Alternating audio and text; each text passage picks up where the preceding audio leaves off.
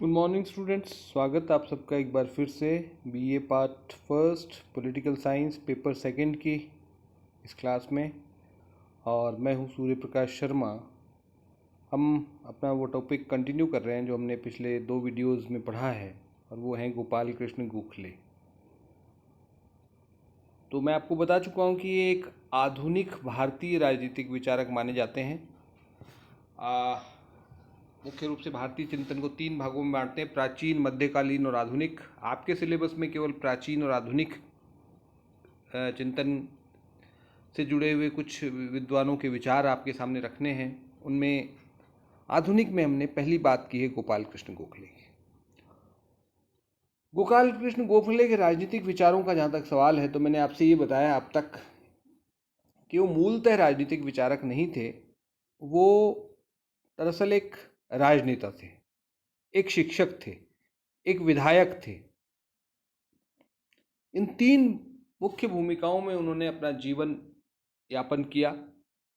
और सबसे बड़ी बात कि वो एक देशभक्त राजनेता थे, और उन्होंने अपने समय में अपने तरीके से भारतीय राष्ट्रीय आंदोलन को की नींव मजबूत करने का कार्य किया।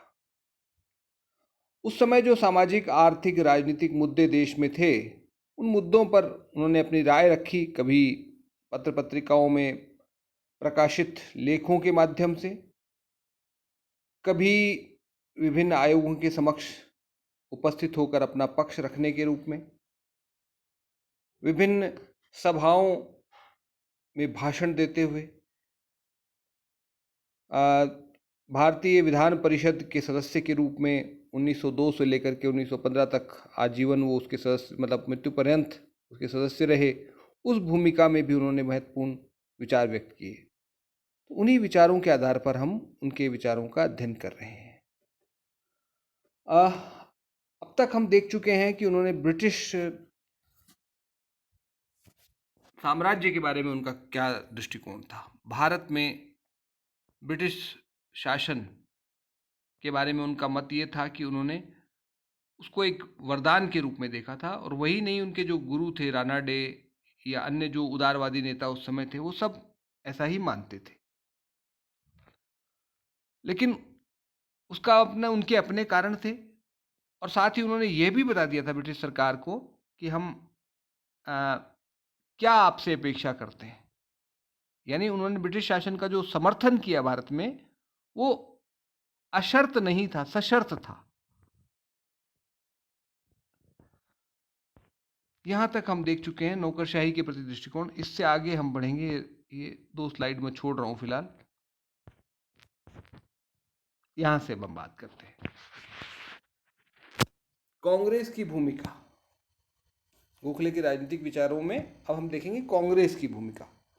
कांग्रेस का क्या रोल था, क्या भारतीय राष्ट्रीय आंदोलन में, इस पर भी गोखले ने विचार व्यक्त किए हैं। 1894 में पूना में उन्होंने एक भाषण दिया जिसमें उन्होंने कांग्रेस की 3 भूमिकाओं की चर्चा की। सबसे पहली भूमिका, सशक्त राष्ट्र के निर्माण के लिए संघर्षरत शक्तियों का एकीकरण। बिल्कुल सही बात है। कांग्रेस ने शुरू में क्या किया था कि जो भारत के विभिन्न क्षेत्रों में जो राष्ट्रवादी आंदोलन चल रहा था, उस आंदोलन को एक राष्ट्रीय मंच प्रदान किया, और इस प्रकार से उन्होंने भारतीय राष्ट्रवाद की नींव तैयार करने का काम किया। दूसरा काम कांग्रेस ने क्या किया, भारत में जनमत को बौद्धिक एवं प्रभावी बनाना। भारतीय जनमत, भारत में जनता का जो मत था, उसको प्रभावशाली बनाने में उन्होंने काम किया। विभिन्न मुद्दों पर अपनी राय रखी, भाषणों के माध्यम से या पत्र पत्रिकाओं में प्रकाशित लेखों के माध्यम से, और इससे भारतीय जनमत जो है वो तर्कसंगत बना और प्रभावशाली बना। तीसरा योगदान कांग्रेस का क्या था? तीसरा योगदान ये था कि भारत के प्रति झुकाव रखने वाले जो ब्रिटिश राजनेता थे, जो भारतीयों का हित चाहते थे, भारत के हित में काम करना चाहते थे, उनको एक सहायता करने वाले मंच के रूप में कांग्रेस ने काम किया। 3 भूमिकाएं यानी गोखले के अनुसार रही। पहली भूमिका कि उसने भारतीय राष्ट्रवाद को मजबूत किया, भारत में राष्ट्रीयता की भावना को मजबूत किया। दूसरा, कांग्रेस ने भारतीय जनमत को बौद्धिक बनाया। कांग्रेस की हर साल बैठकें होती थी विभिन्न स्थानों पर, वहाँ बड़ी चर्चा होती थी विभिन्न मुद्दों पर। उससे भारतीय जनता का जो मत है वो बहुत प्रभावशाली बना। और तीसरी बात, भारत के प्रति झुकाव रखने वाले अंग्रेज राजनेता थे, उनको कार्य करने के लिए एक मंच प्रदान किया। ये 3 भूमिकाएं कांग्रेस की वो देखते थे। अगला स्लाइड पे हम चलते हैं।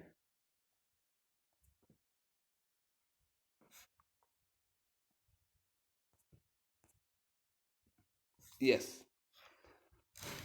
तो अगली जो भूमिका है वो भारतीय इतिहास के प्रति क्या उनका जो दृष्टिकोण था वो हम देखने की कोशिश करेंगे। देखिए, आपने देखा है कि तिलक, अभी हमने पढ़ा नहीं, हालांकि अगर आपने पढ़ा हो तो तिलक एक ऐसे राजनेता थे जो भारतीय संस्कृति पर गर्व करते थे और भारत का पुनर्निर्माण करना चाहते थे प्राचीन के आधार पर।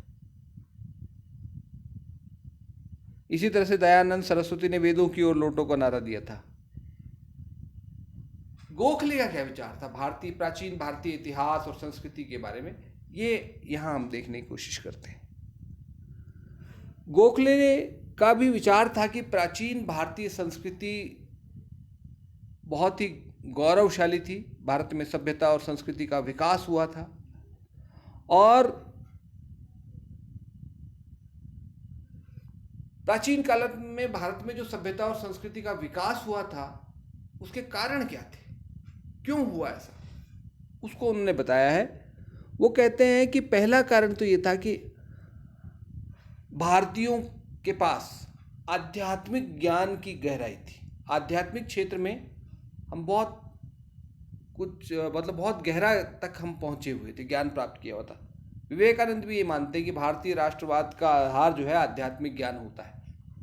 विवेकानंद ने भी कहा था हर राष्ट्र की एक अपनी मूल भावना होती है और भारत की जो मूल भावना है वो अध्यात्म है, ऐसा विवेकानंद ने कहा था। और गोखले भी कुछ ऐसा ही कह रहे हैं कि भारत की जो प्राचीन सभ्यता संस्कृति का जो आधार था वो आध्यात्मिक ज्ञान की गहराई थी। दूसरी बात, जीवन के प्रति नैतिक दृष्टिकोण। ये टाइपिंग मिस्टेक्स को आप अवॉइड करिएगा, जीवन शब्द है वो, जीवन के प्रति नैतिक दृष्टिकोण।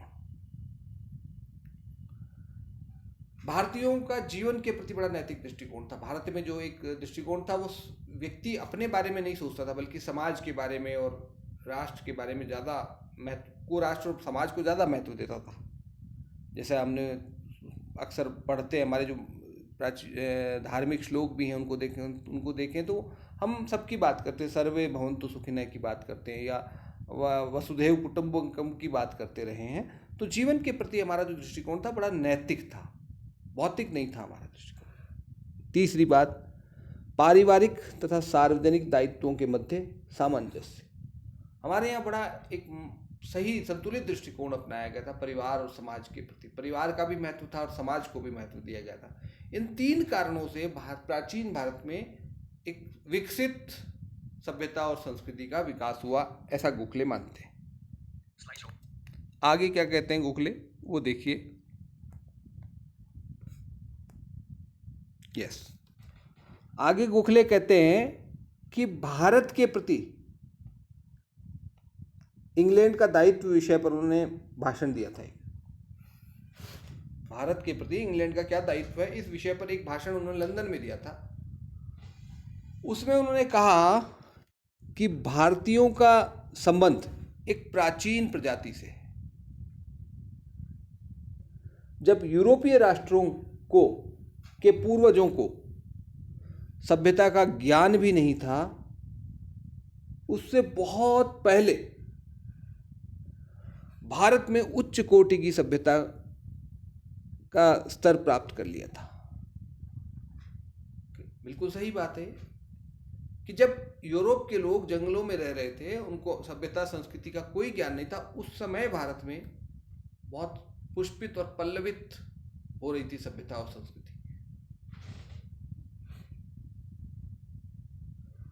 आगे वो कहते हैं कि भारत महान धर्मों की जन्मस्थली रहा है। आपको पता है महान धर्म हमारे जन्म में हिंदू धर्म तो रहा ही है, उसके अलावा बौद्ध जैन धर्म का भी यहाँ विकास हुआ है।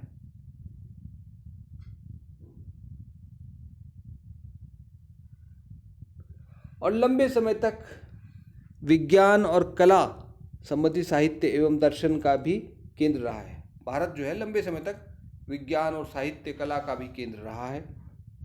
किंतु ईश्वर एक ही व्यक्ति को सब कुछ नहीं देता। अगर हमको आध्यात्मिक ज्ञान दिया तो, लेकिन हमारे पास स्वतंत्रता के प्रति वो प्रेम नहीं था जो यूरोप में हमको दिखाई पड़ता है आजकल। और स्वतंत्र संस्थाओं के प्रति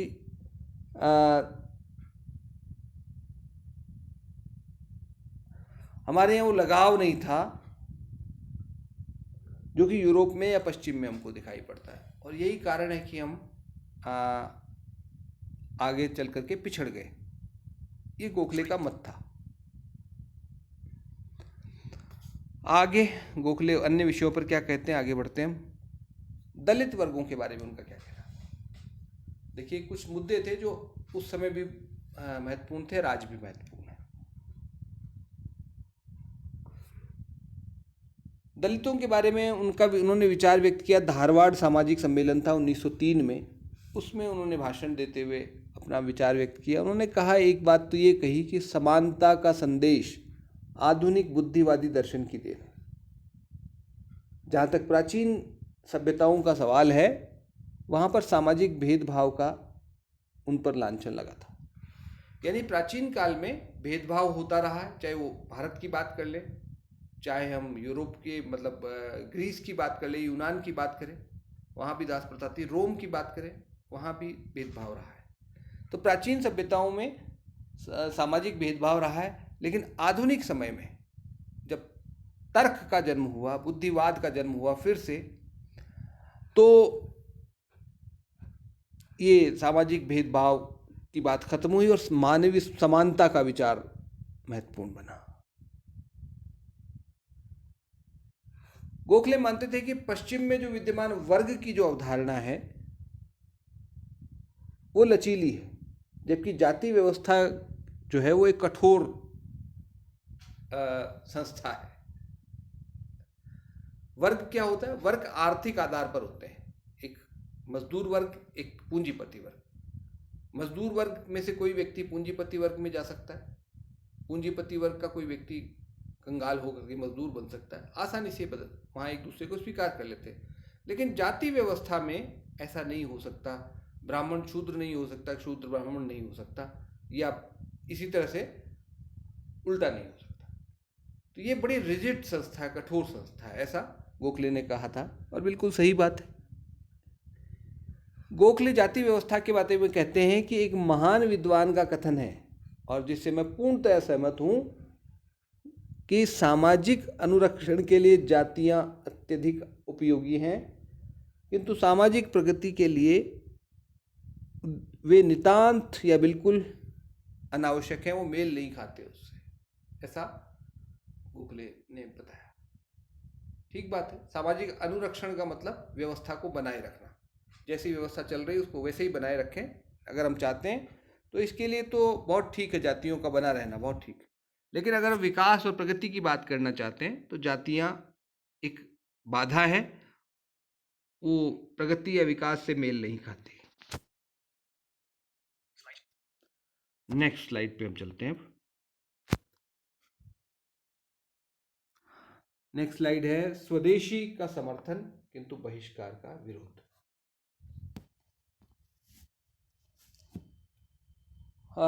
देखिए स्वदेशी का अर्थ क्या। सबसे पहले गोखले ये विचार हेडिंग से आप समझ ही गए हैं कि उन्होंने स्वदेशी का समर्थन किया। स्वदेशी का समर्थन कैसे किया उन्होंने, और क्या स्वदेशी का अर्थ क्या है?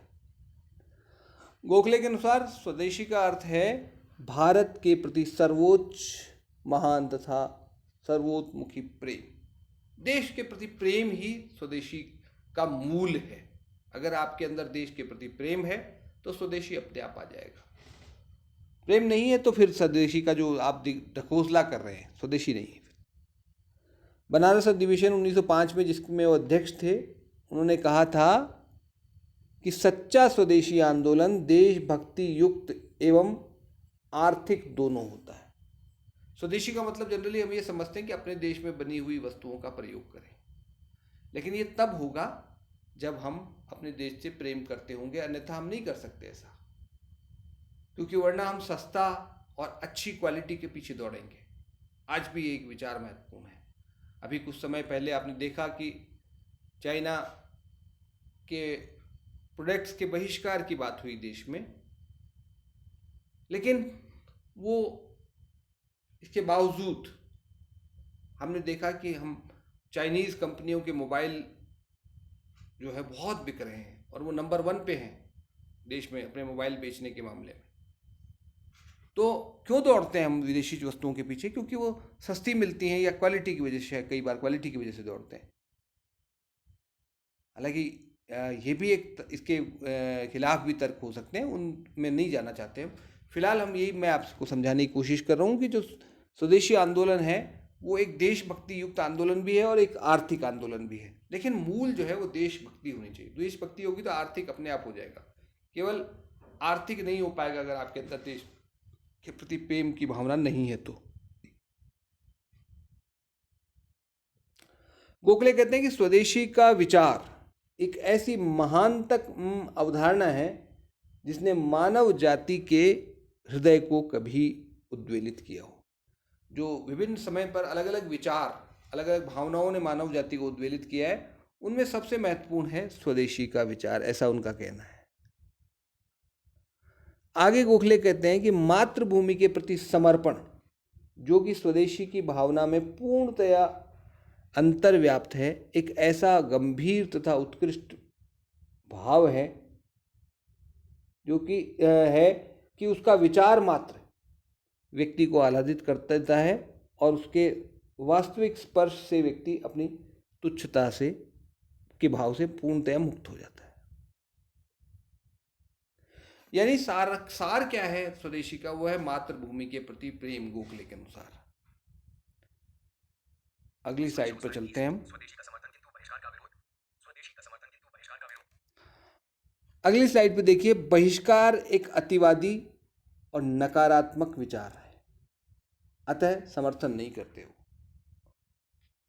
ये तो पिछली स्लाइड में हमने स्वदेशी की बात की। आगे हम बात कर रहे हैं कि गोखले ने बहिष्कार का विरोध नहीं किया, बहिष्कार का समर्थन नहीं किया, बहिष्कार का विरोध किया। बाइकॉट ठीक नहीं, क्योंकि वो एक तो अतिवादी विचार है और एक नेगेटिव विचार है। स्वदेशी की बात करिए तो ठीक है, बहिष्कार की जरूरत नहीं है। गोखले ने जो स्वदेशी की बात की उसके व्यावहारिक एवं आर्थिक पक्ष पर बल देते हुए 4 सूत्री कार्यक्रम प्रस्तुत किया। उन्होंने 4 बातों पर बल दिया कि स्वदेशी को अगर हमें प्रभावी बनाना है, एक आंदोलन बनाना है, तो उसके लिए 4 बातें हमें करनी पड़ेंगी। पहली बात, भारत तथा अन्य देशों की आर्थिक दशा का ठोस ज्ञान अर्जित किया जाए। पहला काम तो ये होना चाहिए, हमें आर्थिक स्थिति का ठोस ज्ञान होना चाहिए, आधार जो गहरा ज्ञान होना चाहिए। पहली चीज़ ये है, तभी हम स्वदेशी को ठीक से समझ पाएंगे, कार्यान्वित कर पाएंगे। दूसरी बात, भारतीय उद्योगपति देशी उद्योगों के विकास के लिए आर्थिक संसाधन उपलब्ध कराए। ये भी जरूरी है। जब तक उद्योगपति आगे नहीं आएंगे तब तक स्वदेशी प्रभावी नहीं बन पाएगा। देश में सामान बनेगा तभी तो लोग स्वदेशी को अपनाएंगे। तीसरी बात, वैज्ञानिक, तकनीकी और औद्योगिक शिक्षा का विस्तार होना चाहिए। ये भी बहुत जरूरी है। देश में अच्छा माल तभी बनेगा जब हमारे यहाँ औद्योगिक शिक्षा होगी, वैज्ञानिक शिक्षा होगी, तकनीकी ज्ञान लोगों को मिलेगा, तभी अच्छा सामान बन सकता था और तभी लोग स्वदेशी को अपनाने के लिए आकर्षित हो सकते। केवल ये स्वदेशी की बात करने से काम नहीं चलना था कोई मिला के। और चौथी बात, लोगों द्वारा यथासंभव देश में निर्मित वस्तुओं का प्रयोग हो, ये भी एक चौथी बात थी। ऊपर वाली 3 बातें होंगी, चौथी अपने आप हो जाएगी, ये निश्चित मानिए आप। तो गोखले ने केवल स्वदेशी की भावना की बात नहीं की, जैसे हमने पिछले बार देखा कि एक मातृभूमि के प्रति प्रेम स्वभाव है ही स्वदेशी है, लेकिन सिर्फ वो नहीं है, उन्होंने व्यवहारिक पक्ष की भी बात की। लेकिन आधार उसका ये जो है सैद्धांतिक जो है मातृभूमि के प्रति प्रेम ही रहेगा हमेशा। नेक्स्ट स्लाइड पे हम चलते हैं, वो है शासन की कसौटियां। अच्छी सरकार किसे माना जाए? कोई सरकार अच्छा काम कर रही है या नहीं कर रही है, इसका मूल्यांकन कैसे करें? इसके लिए गोखले ने 4 बातें बताई। कोई सरकार अच्छी सरकार है या नहीं ये पता लगाना हो आपको, तो इन 4 कसौटियों पर कसिए आप। ये 4 बातें ढूंढने की कोशिश की। पहला, आम जनता के भौतिक तथा नैतिक उत्थान के लिए किए गए कार्य। सरकार ने आम जनता के नैतिक और भौतिक उत्थान के लिए क्या किया है? नैतिक का मतलब यूँ समझिए कि शिक्षा के क्षेत्र में सरकार ने क्या किया है, और भौतिक का मतलब जीवन को सुखी सुविधाजनक बनाने के लिए सरकार ने क्या किया है। गोखले का कहना था सरकार ने जो भारत में रेलवे का विकास किया उसको मैं जो है भौतिक विकास की दिशा में किया हुआ कार्य नहीं मानता हूँ, क्योंकि ये काम उन्होंने अपने फ़ायदे के लिए किया है, भारतीय जनता के फ़ायदे के लिए नहीं किया। दूसरी बात, स्थानीय संस्थाओं में सहभागिता का स्तर। जो स्थानीय संस्थाएं होती हैं, ग्रामीण या शहरी निकाय जो हैं, यानी ग्राम पंचायतें और नगरीय निकाय, उनमें जनता को कितनी सहभागिता दी है, उनको कितना अधिकार दिया उन संस्थाओं को, और जनता को कितना भागीदारी दी है, ये पता लगा ले। इस आधार पर भी हम जो है मूल्यांकन कर सकते हैं सरकार का। तीसरी बात, विधायी संस्थाओं में भागीदारी। विधायी यानी विधि निर्माण करने वाली संस्थाएं, जो कानून बनाती हैं, उनमें कैसी भागीदारी दी है जनता को। जनता के प्रतिनिधि कितने हैं, कितने प्रतिशत प्रतिनिधि जनता के हैं, यानी यूँ कहें कि सरकारी बहुमत है या गैर सरकारी बहुमत है, और गैर सरकारी बहुमत है तो उनको कितना अधिकार संपन्न है, उनको कितने अधिकार दिए गए हैं। ये सारी चीज़ें देख करके हम पता लगा सकते हैं कोई सरकार अच्छी सरकार है या बुरी सरकार। और चौथी बात, लोक सेवाओं में भागीदारी का स्तर। लोक सेवाओं में भारतीयों को कितनी अधिकार भागीदारी मिली है, इस आधार पर भी सरकार का मूल्यांकन किया जा सकता है, और किस लेवल तक मिली है ये भी देखने की बात है। तो ये कुछ विचार आज हमने देखे हैं इस वीडियो में। बाकी जो शेष मुद्दे हैं उनको हम अगले वीडियो में देखेंगे। तब तक आप इसको पढ़िए और समझने की कोशिश कीजिए। धन्यवाद।